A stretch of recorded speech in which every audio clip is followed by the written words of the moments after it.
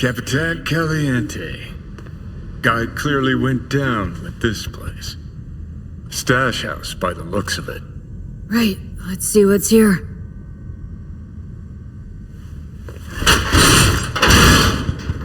Antique. Junky variety. Wonder if it even works.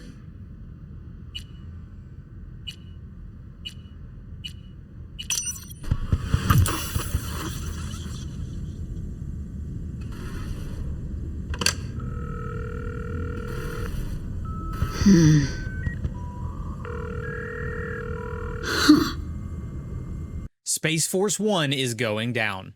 President of the NUSA, or New USA, Rosalind Myers, needs Night City's best merc to help her Delta out of Dogtown before local warlord Kurt Hansen can cause an international incident. A flatline president wouldn't look good on the scream sheets.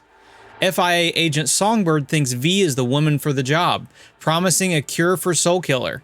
But of course, it's never that simple. Dogtown might be a dangerous place, but your new chooms pose an even greater risk. So, are you a bad enough dude to save the president? Or is that cure just a bullet to the brain? Our first trip to Night City was less than ideal. I'm sure you've heard the stories. People T-posing everywhere, quests breaking, tons of glitches, flying cars, and not the fun kind. Cyberpunk 2077 released back in 2020 in a state no one was happy with.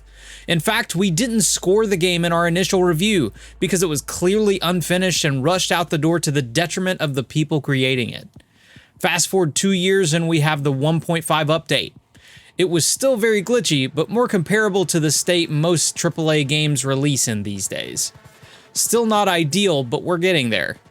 In the present day, 2077 has been completely overhauled with the 2.0 update launching alongside the first expansion, Phantom Liberty. This is not the game that launched in late 2020, so before we get into the Spy Thriller DLC, we need to go over what's new in Night City. My name is Somi. Just call me Songbird though. I know who you are, know your situation, your problem. I'm loading in with the same character Ron and I did the initial review with, though you can start a new character with all these updates baked in. So that makes it pretty easy to see the changes, if more difficult to get to grips with them. All of my level ups, approaching level 50, had been refunded, so I needed to reallocate my stats and unlock perks from the revamped trees. Your stats will determine how much of the perk trees you can access, with the maximum 20 letting you access the top of each tree, provided you grab the required perks on the way up. Individual perks are far more interesting. Not only has the best character, Rebecca, been immortalized in a perk, but they'll unlock abilities that change the way you play. Sure, there are still a few that are basic stat changes or just reduce shotgun recoil by a percentage, but something like Focus will slow down time when you aim with certain guns, letting you get that critical headshot at the cost of some stamina. Another perk will reset the timer for Focus with every headshot. Combine this with Gag Order, which delays other enemies being alerted after you're spotted by the one if you attack them, and Sensory Protocol to slow time upon detection from the new Relic Tree, and you've just made V virtually invisible, provided you can land successive headshots before being spotted. Creating a build simply feels better now, and even ending the DLC at level 57 wasn't enough to get me every perk I wanted to try. For example, in a future playthrough, I'd really like a melee character, approaching enemies with my katana, reflecting bullets, and unleashing quick hacks to finish them off in one hit by the time I get there. Having played the game through about 3 times over the years, with each one of these runs feeling very samey, this makes the game way more interesting and more like an RPG than a looter shooter. Speaking of, you're not going to be getting much loot off of dead bodies anymore. You can grab their guns, progression shards for some quick EXP and a playstyle, and crafting materials, but what really matters is your cyberware. Clothing no longer determines defense, your chrome does, along with the rest of your playstyle. You can slot a cyber deck for some handy quick hacks, or instead go with a Sandevistan OS upgrade to slow down time. You can get a burst of health on kills, turn your arms into dual mantis blades, unlock a double jump, and more. Of course, your body can only take so much cyberware without the requisite perks, levels, and street cred, so this is a system you'll be tinkering with frequently to stay on the cutting edge. It does a good job of putting in meaningful choices, as you simply can't have it all. You've got nowhere to put it. Breathe deep. Count to 10. Recite a mantra. The feel of combat hasn't changed, but the underlying systems along with everything we just discussed surrounding it has. You'll notice that sprinting no longer consumes stamina, and is instead used almost exclusively for attacking, both melee and ranged. Even if you've still got bullets in the chamber, you won't be able to do as much damage without stamina. You can of course mitigate this at higher levels, either with more overall stamina or just consuming less, but you need to strategize around your limitations, taking cover often and reloading when your stamina is low. You can't just tank everything and survive on your horde of healing items either. Alongside grenades, you'll have a stack of a few healing inhalers you can use on a fairly substantial cooldown. This makes Night City feel much more dangerous, along with the drive-bys, crimes, and police brutality you'll see on most street corners. After completing a certain amount of the story, you'll receive a call from Songbird. She'll get you into Dogtown to rescue the president in an adrenaline-pumping opening, but after that you get to simmer in the mystery for a bit. Songbird loses contact partway through the mission, and your next job as an FIA recruit is to find her. She still has your cure after all. Alongside your fellow agents Solomon Reed, played by Idris Elba, and Alex Xenakis, you need to pick up So Me, or Songbird's, trail. There's a ton of twists and turns along the way that lets the self-described spy thriller expansion put its eddies where its mouth is, but it's still distinctly cyberpunk. Right. The characters are really at the center of Phantom Liberty, with my most pressing questions less about where Songbird is and more about whether these incredibly likable people are going to stab me in the back for their country.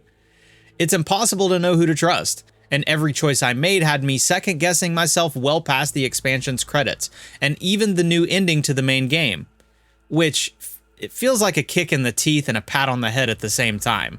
Not sure I'll ever emotionally recover from this. If there's one thing I regret writing in that initial review of Cyberpunk, it's saying the game had no meaning or message. It just took a while to sink in. Phantom Liberty, while self-contained, feels like an extension of those themes and ideas, and is very powerful as a result. Of course, not everyone is an artsy-fartsy type like me, and Phantom Liberty's events and gameplay will still keep you enthralled regardless. You'll be playing high-stakes roulette, trying to keep a pair of netrunners talking without arousing suspicion, and assuming someone else's identity to pull the wool over Hansen's eyes without him even realizing. It's just a ton of fun and makes you feel like you're, well, a spy. Odell Blanco? Name's V. Fixer said you need a hand. The new area, Dogtown, may be small, but it's fairly dense, and offers a more unique aesthetic than the Japanese flavor bordering on fetishization that most cyberpunk media offers. Instead, Dogtown feels like a futuristic Vegas, complete with casinos, hotels, and neon. Unfortunately, it's very flat outside of the stacks and the stadium, which can make traversal less interesting than the multi-layered city in the rest of the game, but it's relatively tiny so you won't be driving for long stretches. Still, I love the aesthetic, and the quests here feel a lot more substantial than gigs you'll find elsewhere. Mr. Hands is instantly my favorite fixer, just because the job he gives me are actually interesting. I've impersonated an international hitwoman at a funeral, helped some Brazilian spies unearth a conspiracy, helped a rando out of a BD-induced personality change, and more. Every bit of Phantom Liberty feels crafted with care, which makes each second remain engaging. There's still some kinks to iron out, however. After all, what would Night City be without the occasional cyberpsycho popping head and shoulders out of the ground to kill you? It's nowhere near as bad as it used to be. I'm able to get a steady 60 frames per second with the gorgeous path tracing cranked up to the maximum on an RTX 4070 Ti at 1440p.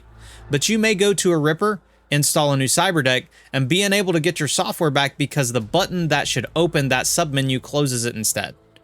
At one point, I picked up a unique sniper rifle, but it only showed up in my inventory after quick saving and reloading. Ron also had a persistent issue with the Mantis blades, where there would be some weird blue ghosting in the corner of the screen, making an outline of V's arms. As much as I love the story, I did notice that River was weirdly missing from the new ending, even though every other love interest and companion is there. As great as the acting is, you'll still get weird pauses between lines or multiple characters talking at once. And why does stuffing someone in a closet kill them now? You get the picture. There are many minor problems that will take you out of things, but the biggest issue that crops up in the main quest here is that there's a lot of waiting. Sometimes it's nice to have the story tell you to go do side quests for a bit, but I ran out of those pretty quickly.